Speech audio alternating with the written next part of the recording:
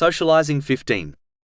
In a narration found in Jami'a number 2016, the mother of the believers, the wife of the Holy Prophet Muhammad, peace and blessings be upon him, Aisha, may Allah be pleased with her, described some of the noble characteristics of the Holy Prophet Muhammad, peace and blessings be upon him.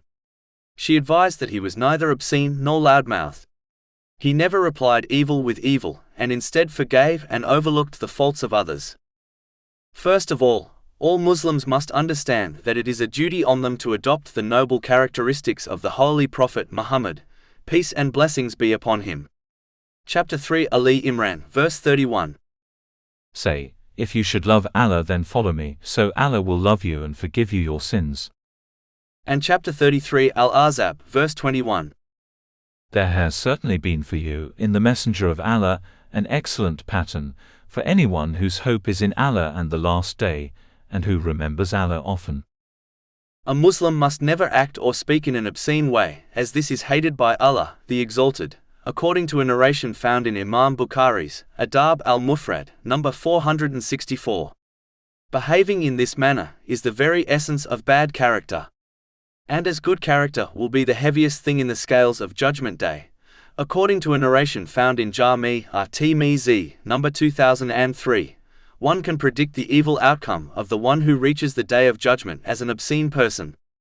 In addition, the one who is obscene in speech is much more likely to enter hell, as it only takes a single evil word to cause one to plunge into hell on Judgment Day. This has been warned in a narration found in Jami'a number 2314. Put simply, true faith and obscenity can never gather in a single person. A Muslim should not be loud-mouthed, as this leads to the loss of respect from others, especially one's relatives. The loud-mouthed often comes across aggressive and can easily frighten others.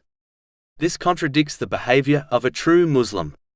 A Muslim must be gentle, kind and approachable when dealing with others, as this shows the true and peaceful nature of Islam. Chapter 31 Luqman, verse 19. And lower your voice, indeed the most disagreeable of sounds is the voice of donkeys. Finally, a Muslim must understand that as people are not perfect, they are bound to make mistakes.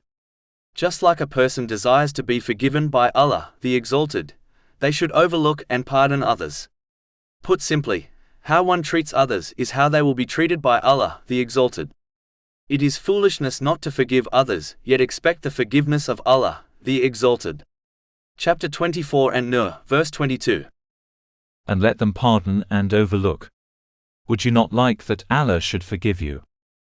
But it is important to note that forgiving others and blindly trusting others are two separate things. One is encouraged to forgive others for the sake of Allah, the Exalted, but they must also take the necessary steps to avoid being wronged by their abuser again. Meaning, they should adjust their behavior in order to protect themselves so that history does not repeat itself, while continuing to treat others according to the teachings of Islam.